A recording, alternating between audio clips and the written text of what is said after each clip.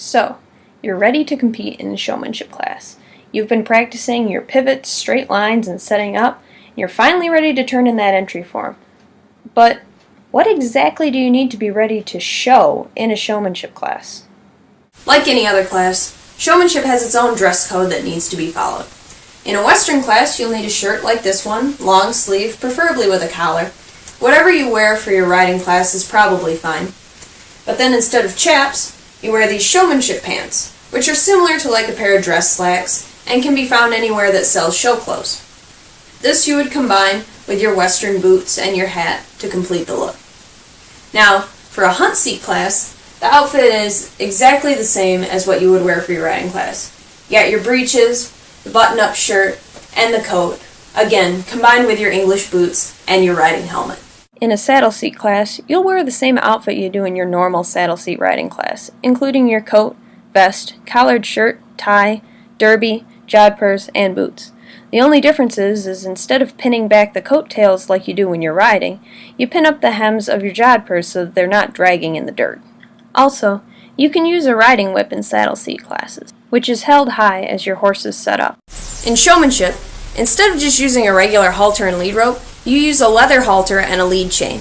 Now, a basic leather halter, like this one, can be used in any discipline with any breed, and is simple while still being professional.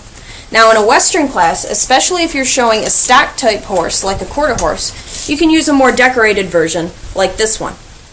Now, regardless of which discipline you're showing, you're going to be using a special type of lead called a lead chain. It's basically a leather strap with a chain connected on the end of it. And this connects to the halter, goes under the horse's chin, and gives you just a little more control than your average lead rope. Lighter breeds, such as Arabians, use smaller halters like this one, that can be used in any discipline. To attach the lead chain to the halter, first you run the chain through the ring closest to their mouth on the left side and pull it down. The chain then goes under their chin and comes back out on the ring on the other side. The clip attaches to the ring up behind their eye. Now, if your chain is a little long, kind of like mine is, what you can do is instead of clipping to the ring, you can run the chain through the ring and bring it back and clip it on itself. Now, for the rest, for most breeds, just wind it up like so. Easy, girl.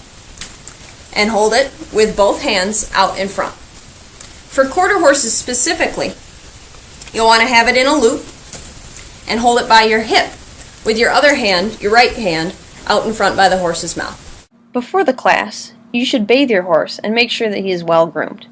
His hooves should be cleaned and polished. Personally, I like to use shoe polish in the correct color depending on your horse's hoof color, followed by a clear coat that can be purchased at just about any local tack store.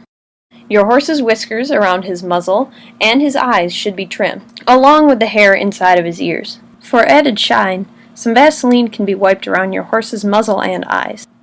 Also, the horse should have a clipped bridle path, according to his breed standard.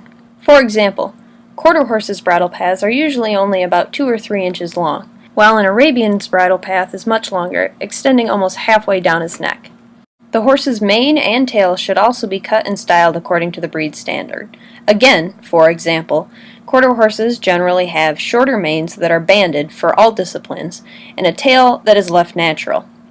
Arabians generally just have their tails and manes flowing naturally without any braiding or banding necessary. As a general rule, most horses should have their manes and tails braided for hunt classes and free-flowing for Western and saddle seat classes. So, that's all you need to be ready to compete in the showmanship class. Best of luck, and have fun!